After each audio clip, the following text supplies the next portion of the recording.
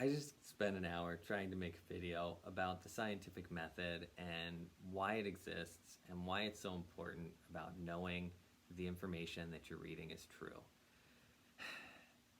And the fact of the matter is that the reason I'm doing it is because people don't seem to know the difference between opinions and facts. But the problem isn't knowing science. I mean, we learn the scientific method in junior high and high school, right? All the different steps. We should be able to look that up and find it really easily.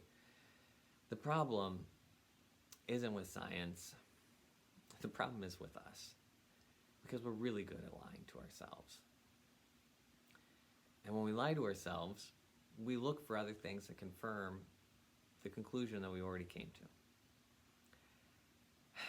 Daniel Kahneman is a researcher, and he's been studying this stuff for years and years and years, decades and decades, has published a lot of stuff. He's won major awards, and he talks about this a lot. And one of the things that he learned over the years was that we're really good at creating stories in our head. And our brain is not as concerned about making sure that story is accurate as much as it is about making sure that story is cohesive, that everything else that we put into that story lines up. We often use what he refers to as the availability heuristic, or whatever it is that we see or read close to us, we come to the conclusion that that's reflective of every other situation. I read one paper in the Atlantic, now I understand all the socioeconomic problems of Baltimore.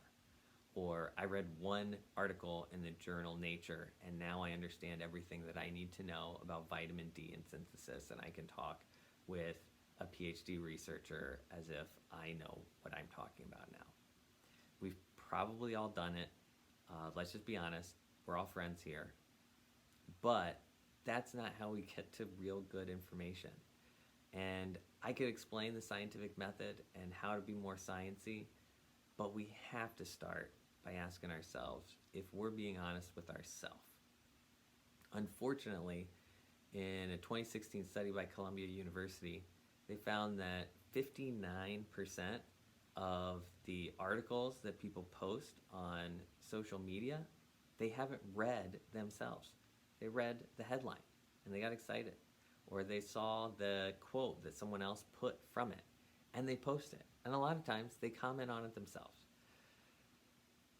So let's just be honest with ourselves and let's know that we don't know everything. Let's be aware of that. And let's know that the person that's most likely to fool us is ourselves. And take some time to actually read what it is we want to know about. And let's read the stuff that we don't like about it too. Because if we're only reading an article because it already confirms what we don't like or what we do like, then we're only going to get one bit of information. If I get online and I look up vitamin D is dangerous for kids, I'm probably going to find an article that says vitamin D is dangerous for kids. And if I just use my availability heuristic and I say, well, there it is, now I know, kids shouldn't have vitamin D, that's ignoring all the other data that says not only the kids need it, a lot of them are deficient, and it's something that's testable and we can know and we can supplement for, and it's going to help them out.